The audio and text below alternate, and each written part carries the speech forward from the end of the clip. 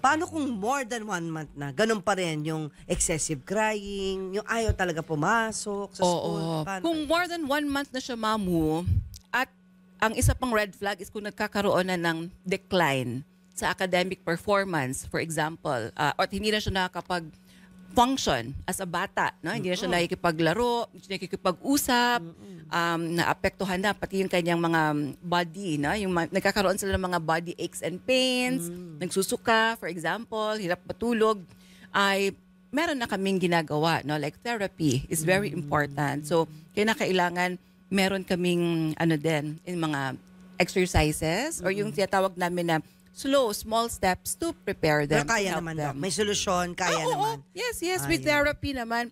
Kung medyo older kids na or teens or adults, kasi pwedeng magkaroon ng separation anxiety ang mga teens or adults. Pwede din.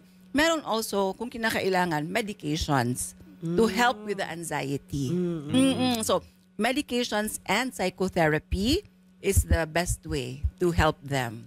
Would it help, Doc, kunyari meron kang toddler na eventually mag-aaral din yan, na i-socialize mo siya? Yes. Diba may mga play areas, diba? Sa mga mall, pwede mo siyang palaruin dun. Correct. Diba? Yes. Parang nakukondition siya na masaya na makipaghalubilo sa ibang mga bata. Parang ganyan din sa school, marami kang lalaro. Part yun ng preparation, in fact. Part yun ng preparation. Sana bago mag-start ang school, is alam na nila no, na ito yung i-expect. Ito yun, na may mga bata na iba-ibang backgrounds, at may mga teachers, meron iba ang itsura ng school, classroom. Lalo na ang mas at risk kasi for having separation anxiety, yung first time talaga nila na to be in that situation na may blackboard. So hindi nila alam what to expect. So kailangan prepare talaga sila. And mas maganda, expose sila as much as possible to mga kids, their age. Their age. Yes. Paano kung yung nanay ang may problema, siya ang may sipangs, yung bata wala. Yung bata tontuwa na, nakipaglaro na sa school. Yung nanay yung umiiyak. Na maaring mangyari talaga yun, mamu. Kasi nga, it can happen kahit na adults na. Even sa atin, no, it can happen. So, ang important also dito is yung mother, tuturuan din natin ng mga healthy na coping strategies para wag siyang masyadong matakot, no? So number one, tatanungin natin saan ba nanggagaling nanay, no, or mother, yung yung fear mo na may mangyari sa anak mo or may mangyari sa iyo. Kasi again, titingnan natin kung ano ang root cause ng kanilang mga takot. Maari kasi na baka lang may experience na siya noon na nung siya ay naiwan sa school, na bully siya. Kaya kailangan, very important, hanapin natin yung mga kung meron man, no, sources of trauma ng mother. Baka meron siyang mga past experiences na siya ay nagkaroon ng takot because of mga adverse experiences sa school.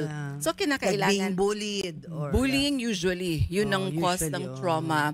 Or for example, may at risk talaga sa family, yung meron silang strong na family history, for example, na anxiety or any other mental health concern, then mas at risk sila. So kinakailangan we address, hanapin yung root cause, at kung kailangan ng therapy, na very intense therapy din, to help them cope with or process yung mga traumatic experiences nila from the past. Then at yung mga fear natin, hahanapin natin, no, kung anong pwedeng ipapalit natin doon, like healthy coping strategy, for example, allow them to engage in mga activities habang ang anak nila ay nasa school, busy naman sila with other activities para distracted sila. Hindi sila masyadong nag-iisip about their kids. Tapos, meet sila after ng school. Pero kapag ang parents naman, like ang nanay, wala namang trabaho at may time siya talaga para bantayan yung anak niya, okay din yun. Okay lang din. Yes, kung talagang may oras para sa anak niya. But at the same time, part din kasi sa development is to teach yung mga bata na to be independent din at some point. Wag lagi siguro. Sa simula siguro pwede, no? Yes. Andiyan ka lang lagi. First 3 days. Hindi ka lang umi-eskapo. Kasi kailangan din ma-train sila slowly to be independent din. And para ang world nila, they will explore.